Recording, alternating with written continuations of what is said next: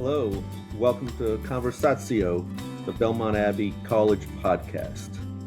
This podcast aims to form and transform our community so that each of us can reflect God's image in what we do and in what we believe. I'm Emmett McGroarty, Executive Director of the Belmont House in Washington, D.C., and I'm your host for today's episode. Today, we're joined by Dr. Mary Imparato, Assistant Professor and Chair of Politics at Belmont Abbey College, as well as by Dr. Thomas Varacalli, Assistant Professor of the Honors College at Belmont Abbey. We're excited to be talking to our guests about returning faithful voices to the public square. But before we get started, let's let our guests more fully introduce themselves. Mary, would you tell us about yourself? Sure. I'm happy to be at the Abbey now for 5 years. Came here in 2018. And prior to that, I had taught political science at DeSales University in Pennsylvania. And then I was getting my PhD in political science from Rutgers University, where I studied political theory and public law. Main areas of interest are in classical and medieval political philosophy, as well as religion and politics. I have an interdisciplinary master's where I did medieval philosophy and history, and then I have a bachelor's in government from Harvard University. Thomas, please tell us a bit about yourself. My name is Dr. Thomas Varacalli. This is my second year teaching in the Honors College of Belmont Abbey. Prior to this appointment, I taught 6 years at Texas State, where I was a senior lecturer in political science, teaching courses in constitutional law and political theory. I received my PhD from Louisiana State University, and I'm a proud alumnus of Belmont Abbey College, graduated in 2011. Very blessed to be back, and very happy to be back on this podcast. Well, thank you. I think this is going to be a great discussion. So once again, we're talking about returning faithful voices to the public square. Let's, if we could, talk first of all about what the public square is. Are we talking about a very narrow group of people or a broader group? Thomas, would you give us your thoughts on that? I think the public square is broad. It would include the entire citizenry, but it would include the citizenry in dialogue with one another. And so not all of public opinion would be encompassed in the public square. Bumper stickers or yard signs would not be would not be conversational enough to include the public square. Admittedly, there is some ambiguity into the term. Some prefer using the term public square to describe elites or intellectuals and politicians. And there is something useful to talking about an elite public square, and perhaps they have too much sway in what Americans think. But the rise of President Donald Trump or Brexit shows that outsiders, the common man, have a tremendous say in the public square from time to time. Mary, would you give us your thoughts on this, please? I agree with a lot of those really great insights from Dr. Varacalli, and I would just add that a synonymous term might be public discourse. Maybe we could could think about it that way as well. And I guess you also have to consider what's your locus. So you can talk about kind of the West as your locus. You could talk about the United States as a whole, or you could talk about a region even. Like the South public square is a little bit different than, let's say, that in California, right? So there's things that seem more acceptable in the South, and I would even say maybe bumper stickers are conversational. Certainly in the South, when you have certain statements about President Biden or about President Trump on people's bumper stickers and flags on their homes and so forth. But there's a certain political culture, we might say, that the citizenry sort of affects in different regions. And so maybe we might want to distinguish political culture from the public square or the public discourse, which is very often elite driven. Certainly they have large influence on what the populace says. But again, as Tom said, there's sometimes these grassroots movements that do swell up and surprise the elites. I suppose we could say I'm thinking we could all agree that if we look at history and in our own experience, the human person by nature seems to have a yearning to know the divine. And so I'm wondering, how does the public square fit into that? Uh, and maybe even more specifically, is the public square or engagement in the public square, is that part of what St. Paul refers to as building the body of Christ? Uh, Mary, would you give us your thoughts on that, perhaps? Yeah, I think that's a really important insight to realize that a public square that doesn't have an acknowledgement or presence of the divine is one that's not truly human because, um, as political philosopher Eric Voegelin said, we have in us this tension toward the divine ground, right? And so we are naturally religious. We naturally seek to know the ultimate truth about reality. Um, Aquinas says, it's the fourth precept of the natural law is that we seek the truth about God. So something that's ingrained in us. And if we, fail to believe in the divine, right, in religious faith, we have some other kind of religion that takes its place. And sometimes, unfortunately, in the public square, we find that people make politics their religion, some sort of political ideology. And I think that's really detrimental, right? Because human beings are never going to get it perfectly right in this world, right? There's no building utopia. We have to look to kind of the source of our being, right, to our creator. And so in order to be authentically human and have an authentically kind of genuine, true public square, we definitely need to have it imbued with the sense of the divine and the truth of our reality as human beings. But when we're engaged in the public square, if we're essentially talking about policy, not necessarily government policy, but policy more broadly speaking, uh, um, is is are those discussions? I'm wondering, are there multiple goods that arise from those discussions? So if I'm talking to you about a subject, say in the public square, I don't know whether or not we should have a park or something in the center of town. Um, Obviously, one good that we're trying to get at is the decision that's to be made. Is there another good that comes from the public square, from these discussions in the public square? And that's my relationship with you. Are we building community from the public square? Thomas, could you give us your thoughts on that, please? When Abraham Lincoln in 1865 was looking at the state of the country, and he was wondering what could unite the North and the South after hundreds of thousands of people died, he looked to religion in order to unite the country, so that his second inaugural invokes a variety of religious themes. That if there was one thing that could unite the country in 1865, it was the Bible. And I think that the Bible, our religious identity, um,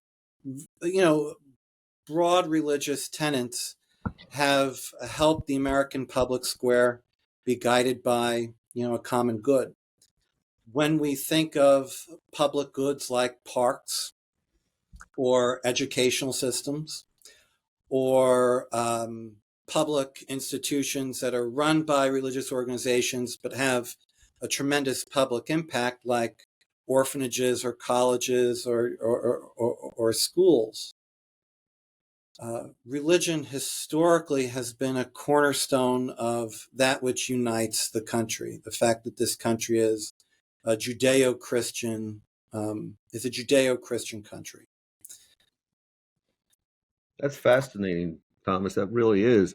And I have to ask, well, was Lincoln right about that? I mean, what it strikes me, perhaps was he being ignorant about that religion uniting the country? I mean, this is the thought we hear over and over again, especially from elites, that religion is a source of division, and therefore perhaps we should just shutter it behind the walls of the church or synagogue, or maybe just within our own homes, or even within our own thoughts and feelings. What about that, Mary? Was Abraham Lincoln being wise or ignorant? Oh, of course, I would say he was being wise in that instance, but you're right that that's a common critique, that religion is more often than not divisive.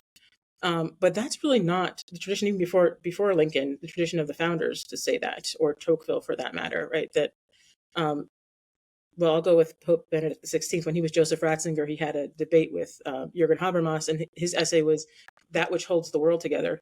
He was talking about religion, and so the question was: we're seeking sources for solidarity in our society because we are so atomized and individualized, right? So what is it that holds us together as a community, right? That makes us care for one another rather than just our own individual kind of material prosperity. And religion provides that serious source for solidarity, that serious ground. Why we all have human dignity, right? Why we care for one another, why we work together and pull together for the good of all of us, right? And I think, and this is actually like kind of sociology. So I'm thinking Robert Putnam, author of Bowling Alone, very seminal study from about 20 years ago. He talked about the way the conception of our kids has changed. In the past, in the 50s, we said our kids, we should build our kids a pool this year. In the past, that meant we're going to start a park and a community and have a public pool. Today, he says, when we say we're going to build our kids a pool, it means we're going to put a deck and a pool in the backyard, right? It's about us. And sort of this inward turning, like to our own material prosperity and just working, for ourselves. That's really been aided, really, I think, by the disappearance of religion in the public square, and so this loss of religiosity. That religion takes you out of yourself, Tocqueville says, right? It gets you to care for the well-being of others and to work together. So, more than anything, right? More than being a divisive force, I think it's really that ground for solidarity and for community concern. Was it a ground for solidarity? How can that be a ground for solidarity?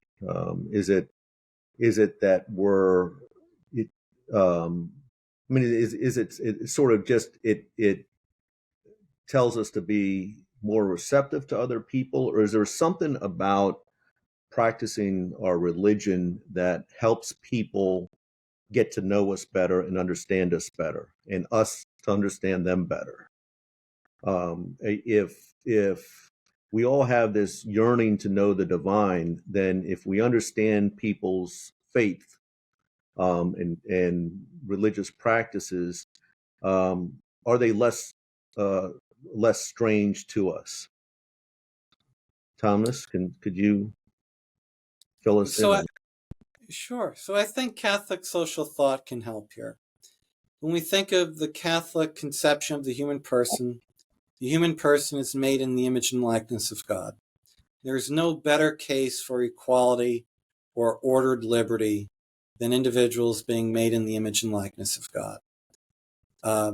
Catholicism teaches subsidiarity, the fact that there are several issues that should be handled by the lowest level possible, but then there are going to be other issues that do have to be handled by a national government.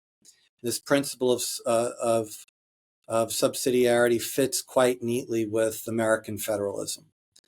Then there would be the emphasis on a common good.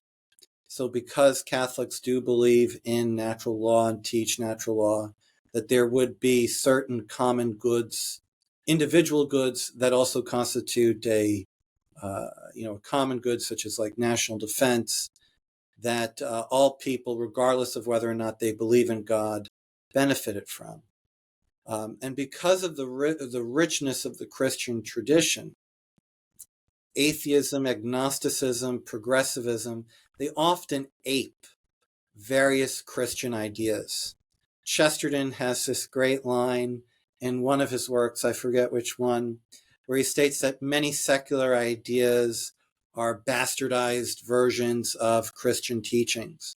And even though these atheists, these agnostics, these secularists think that they are running away from Christian teaching, I would argue Christian teaching has, to a certain extent, won,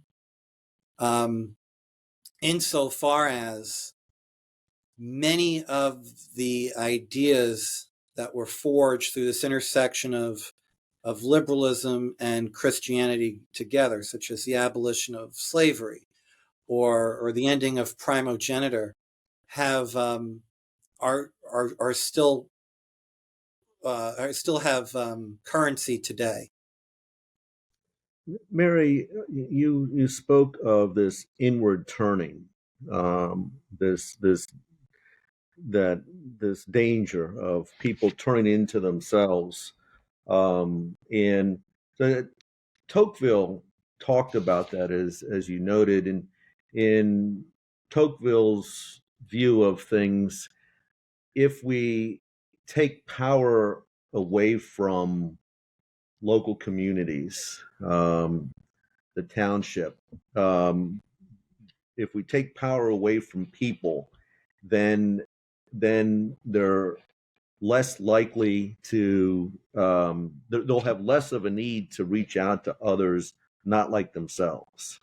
If power has to be disposed of and everyone has a share of that equally, then people will reach out to others to discuss how that power should be deployed, if you will. And Tocqueville's fear was we take that away, then there's less of a need to work with others, and this results in an inward turning. Are we at a place in the American experiment now where we have this inward turning? I think there's I think there's a point there. I mean, there's a push and a pull. So on the one hand, you have people minding their own business in a sense and asking, am I my brother's keeper? Right. And forgetting the commandment to love thy neighbor, right, and just being focused on their own prosperity and their own needs. On the other hand, it's enabled, that sort of withdrawing from the public square is enabled by what Tocqueville talked about, administrative centralization, right? And so that withdrawing is enabled because, well, a higher level, the government, centralized state is going to take care of it. And that's where real, political prudence comes into play, because as Tom was, referencing subsidiarity, and really subsidiarity is not, it's really about having functions done at the lowest appropriate level.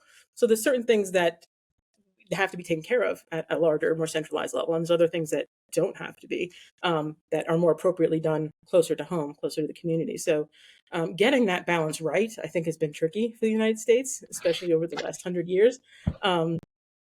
And so, I mean, there's, it's a both and. There's a role for centralized administration, and there's a role for community coming together, faith communities, or either even just community building organizations that work towards the common good themselves. Thomas, you have views on that you could share with us? I agree with Mary. I think she handled that answer quite nicely. It is there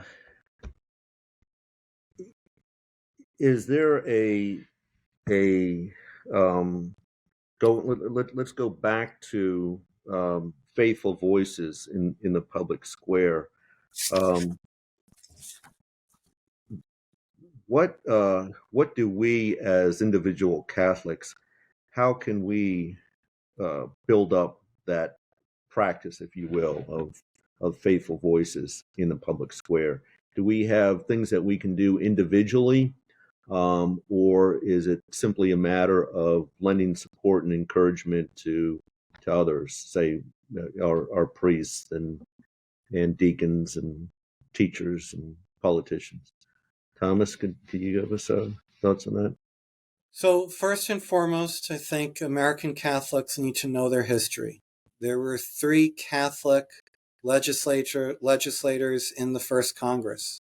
There were 2 members of the House of Representatives and 1 senator. The first Catholic Supreme Court justice ascended to the court as early as the 1830s. And what the witness of the Carroll brothers or Judge Tawney or Judge Douglas White seem to suggest is Catholic have been able to engage in the public square. In every generation, there are problems that Catholics have to face, whether it's Blaine amendments in the 1880s or the senseless attack upon the Little Sisters of the Poor over the last 10 years. There will always be problems that Catholic politicians have to face, but then there's always been space for Catholic politicians to act in accordance with the common good without forfeiting their faith. So when we look at the current situation today, there are certain things we have to do at a micro level. We have to have good community. We have to have good parishes. We absolutely have to have good catechesis. Part of the problem that we have with dissident voices in the public square comes from the fact that they were not properly educated. And then at the micro level, we need to be engaged in the public square. We need to have strong civic institutions, whether it's elementary, high school, or college, whether it is orphanages, Catholic hospitals, Catholic adoption agencies. And I think over the last 40 years, as Catholics have retreated, partly out of prudence, but partly out of fear, we need to take back those professions that we've handed over to the secularists. So when I look at Catholics in the humanities, too many Catholics have gravitated to theology and political science. Mary and I are proof of this. And we gave up on the English departments. And even though it's going to be very hard for someone to be an English major in many schools, it's all the more reason to do it. We need to be more active in the recovery of architecture. That if Catholics are not in architecture, we forfeit everything to this brutal architecture. We have to be engaged with new media. We need graphic designers and videographers and film directors. The mid-20th century saw such great Catholic novelists, and now, while there is somewhat of a resurgence, it's a minor resurgence, and we need more of the arts. Part of what I like about the term public square is that it shows the connection between culture and politics. And our politics is not going to be fixed until we take back the culture. Certain political victories can put Band-Aids on our culture, but if the majority of Americans are pro-choice, if the majority of Americans are sympathetic to visions of sexuality and marriage contrary to Catholic social teaching, even though we should always try and be on the offensive, we're always also simultaneously going to be on the defensive because, as Mary has pointed out, increasingly the premises of Catholic thought are at tension with the changing winds of secularism, and we need to instill into the citizenry, I would argue in a voluntary but persuasive manner, the tenets of Catholic social teaching and the tenets of the Catholic Church. Well, that raises a question, I think. Is the constitutional order, in talking about the whole order, the federal government and state government, is the constitutional order compatible with Catholicism? Mary, could you give us your thoughts on that? Oh, yeah, absolutely. I mean, constitutional government is absolutely something that is important. I was just teaching De Regno by Thomas Aquinas the other day, and he talks about, avoiding a tyrant by having systems set up, like essentially a constitutional monarchy that would limit the capability of a tyrant, taking over absolute power and tyrannizing the populace. So constitutional government is certainly not a problem. The question is what goes into that constitution. And, if we're going to pursue things like liberty, now liberty rightly understood, typically, I think, Tom, you used the term ordered liberty. And in a certain sense, ordered liberty is redundant because true liberty naturally involves borders and boundaries and order, right? And so it's the liberty of license liberty of the moderns, as it were, that is at odds with order, right? But true liberty does require, in order to be such, it requires order, and we get that from a constitution. So certainly constitutional government is really, salutary, for sure. Catholics can flourish in many different types of constitutions. Thomas, what's your answer to that question? I think the Constitution protects Catholicism. The Supreme Court, in a variety of cases over the last 10 years, have really emphasized the importance of the Free Exercise Clause. The Free Exercise Clause protects the rights of not only Catholic individuals, but of Catholic institutions, of Catholics working collectively to actualize Catholic teaching in action. So there's been great victories for Catholic adoption agencies, great victories for the ministerial exception, which would allow Catholics to ensure that Catholic teachers are indeed Catholics, because in many ways Catholic teachers are ministers, and therefore there has to be certain exceptions from anti-discrimination law to make sure that Catholic institutions are run by genuine Catholics. And then if we think of what the Constitution doesn't have. So the Constitution doesn't have something akin to the Oath of Allegiance in 1605, where Catholics, in order to be in good standing in front of James I, had to denounce the indirect power of the papacy. There is no religious tests in the Catholic, there are no religious tests in the Constitution.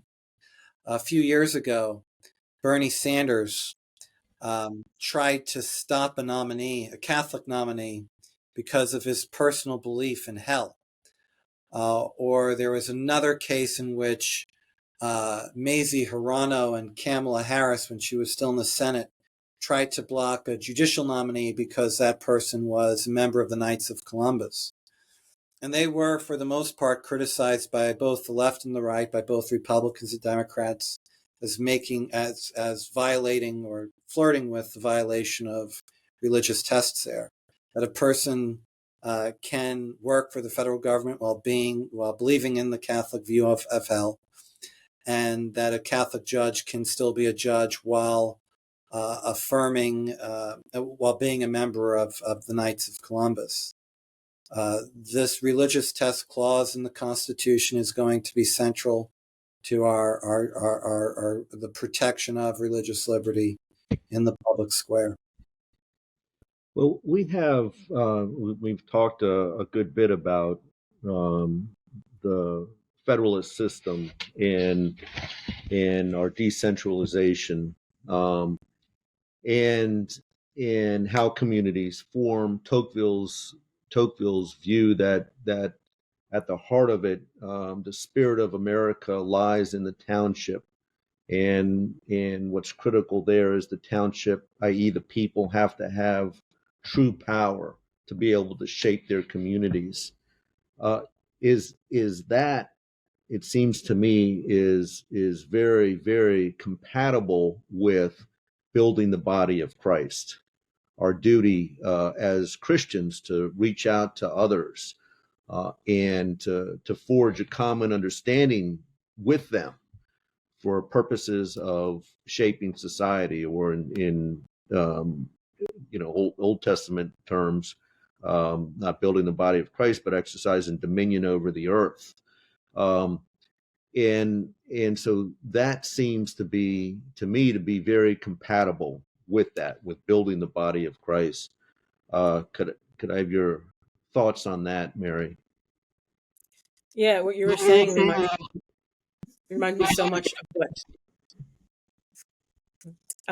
of what Augustine says in City of God, right? And so one of the claims he's responding to in that work is that Christians don't make good citizens, and they're responsible for the calamity that had befallen Rome with the sack of the city in 410. And his claim is that Christians make great citizens, actually, because we have this this call to care for our neighbor, but we have this higher aim, right? Than we're sort of we're citizens not of the city of man, but of the city of God. And so we realize that that's our ultimate end. We realize that ultimately should glory in God, not ourselves, love God, not ourselves.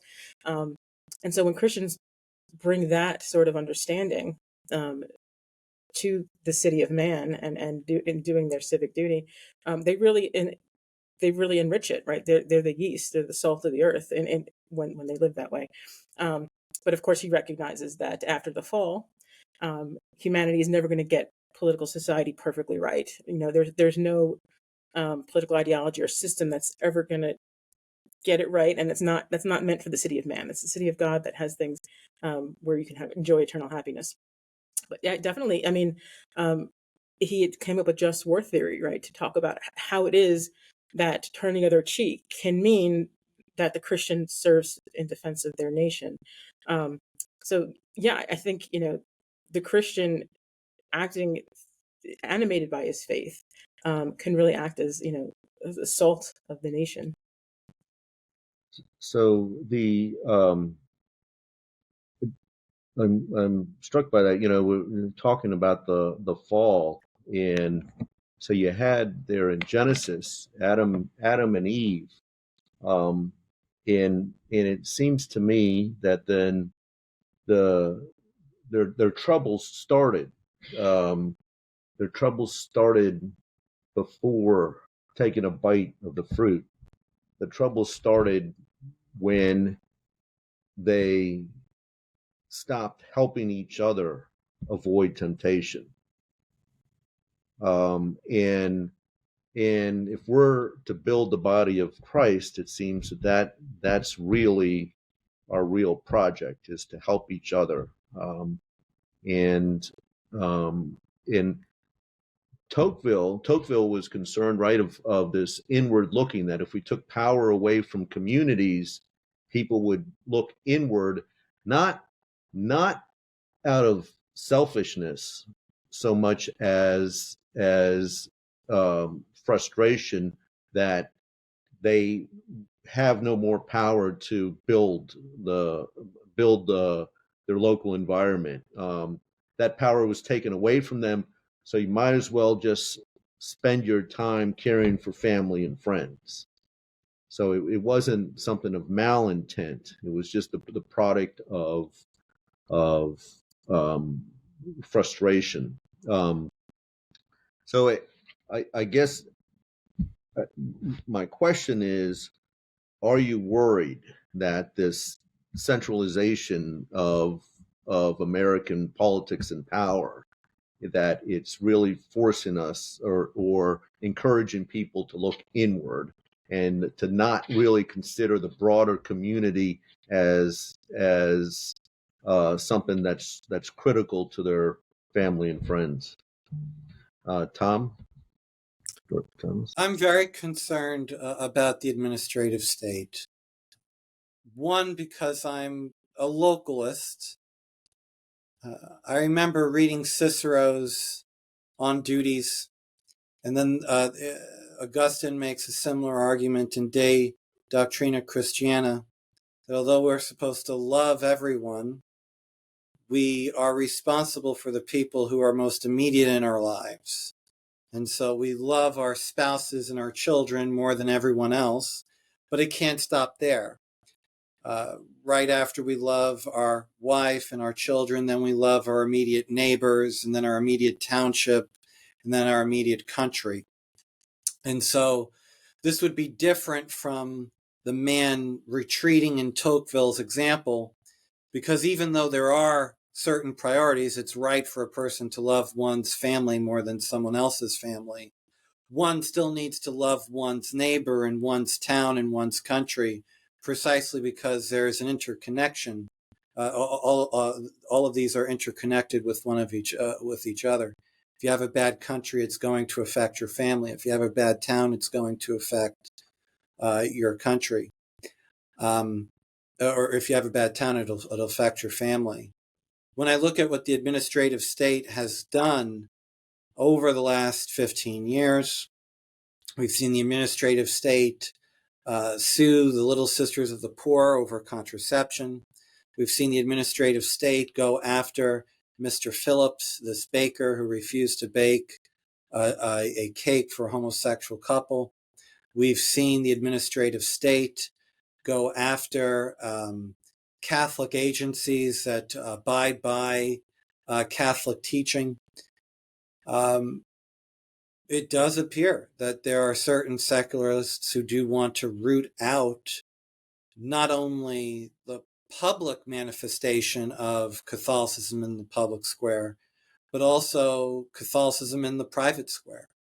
There was the attempt by a president about 10 years ago to try and limit the right to free exercise to merely freedom of worship, which would limit religious liberty claims to the church building rather than the robust protections of religious liberty for Catholics and Christians and people of minority faiths to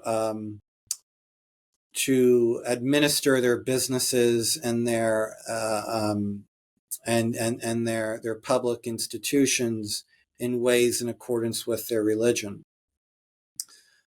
So I am worried. Luckily, right now, we have a Supreme Court that is willing to defend religious liberty claims. But this next election is going to be quite important.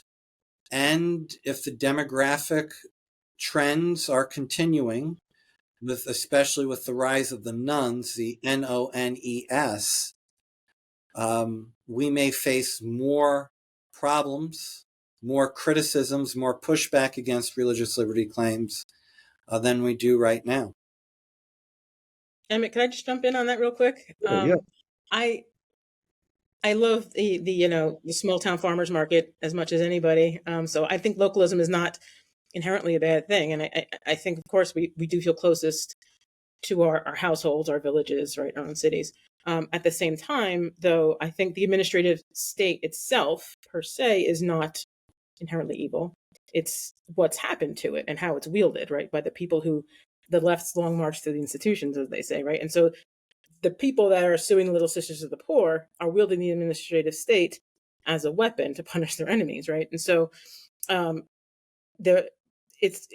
would do well to understand what the administrative state is capable of doing, and not that it's capable of doing good and not necessarily only evil. So if, just as an example, right, if you neglect the care for the administrative state or training up elites to take their places in it, you might, have a flourishing homeschool co-op, for instance, that you're very proud of in your town, but it exists at the behest of the secular administrative state, and they could decide to regulate your homeschool co-op out of existence, maybe demand everybody go to public school or something like that, right? So if you have no presence in the administrative state, your lovely local institutions may be under threat eventually, right? So I think it's a both and. We can't just wall ourselves off to our local communities and neglect, what the centralized government is capable of, right? And the good it potentially is capable of doing. If the left was capable of, and they showed us this, great progress they made in 50 years as they took over these institutions, and we've seen what they brought. There might not be harm in focusing on education, training up people in all disciplines, not just in politics or philosophy or theology, but like Tom was saying, in the cultural institutions and art and visual arts and film, educating them really in the truth, right, and imbuing in them this sense of their mission, and have them sort of enliven the public square, even in positions of power, whether that be in their local communities or in positions of power. So it's not that I do think there's a tendency of conservatives, because we do value the local and the home, to focus in on that too much, to the detriment of really looking at what the power that centralized administrative state could potentially have. Yeah. So the American education has been devastated by the administrative state, and I think the first harm it does is we have policies being handed down by bureaucrats, centralized bureaucrats, and that's gotten worse and worse. Or it's increased over the years, and as it's increased, our achievement has decreased. For example, even we had the President Bush's No Child Left Behind and Barack Obama's Common Core state standards, and together what those did is it eviscerated the reading of great narrative literature, and we've seen a couple of things happen. Of course, achievement has declined precipitously. It's a disaster. And but with it, with English in particular, I mean, literature is really about understanding the human person, right? It's understanding the decisions that people made. Great literature, but we've cut that out of American education. But there's something I think more insidious about education policy being controlled by the national government, and that's that it implicitly signals. I submit it implicitly signals that parents. This is not a matter of expertise of parents. Children have to leave the home to be educated. Their formation is in the hands of elites, and I think that's devastating. I think that's had devastating effects on society, and I think it interferes with the shape and the formation of students and citizens, which is really something that is in the hands of parents and those whom they delegate it to, like, for example, the church. Thomas, your thoughts, and Mary, your thoughts, and I guess we need to wrap up with that. Sure. So I am usually skeptical of many facets of the administrative state. Of course, there are going to be some that I'm in favor of. I'm not against the Federal Aviation Agency or things like that, but I do worry about these one fit size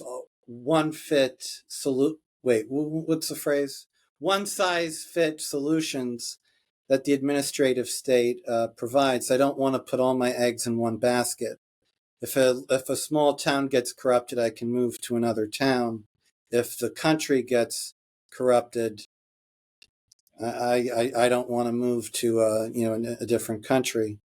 When it comes to educational policy, parents need to have a say in the education. And I think we've come to the point where I don't know to what extent public school is a viable solution anymore, because not only is most of the administrators in education corrupters of the youth, most teachers now are also corrupters of the youth.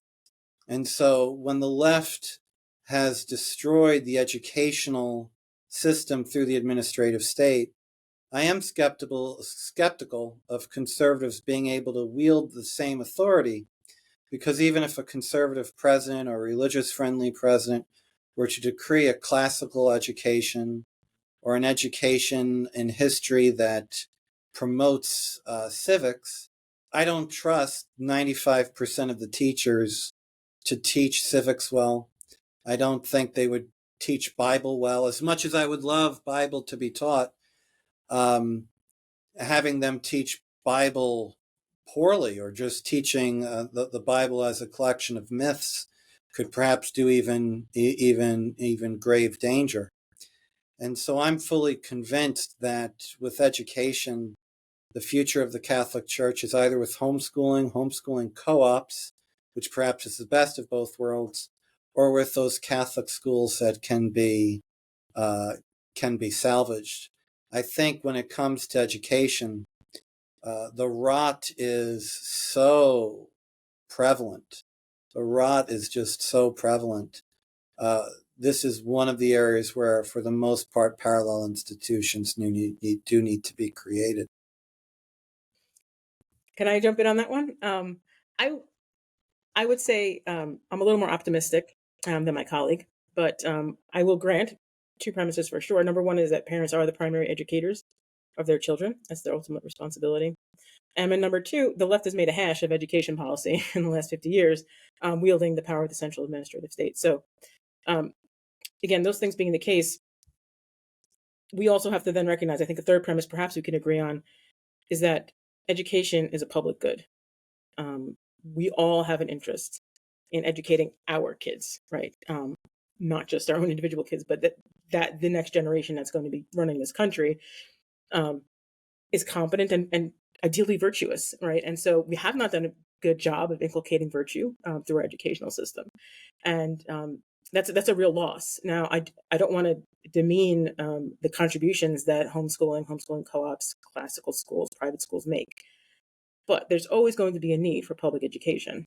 There's no way that we can or ought to fully privatize education when it's such a part of the common good, right? Training up the next generation. And so I think we have to, take it back, right? Use that great power for good.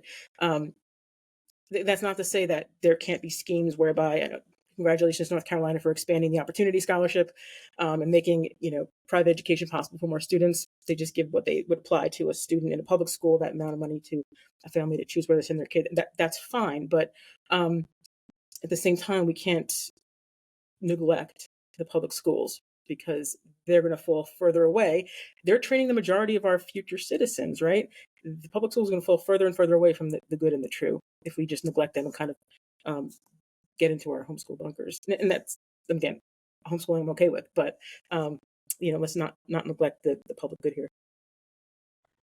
Thank you very much, Professors Varacalli and Imparato. And this has been really a great conversation. I hope you all have enjoyed it as much as I have.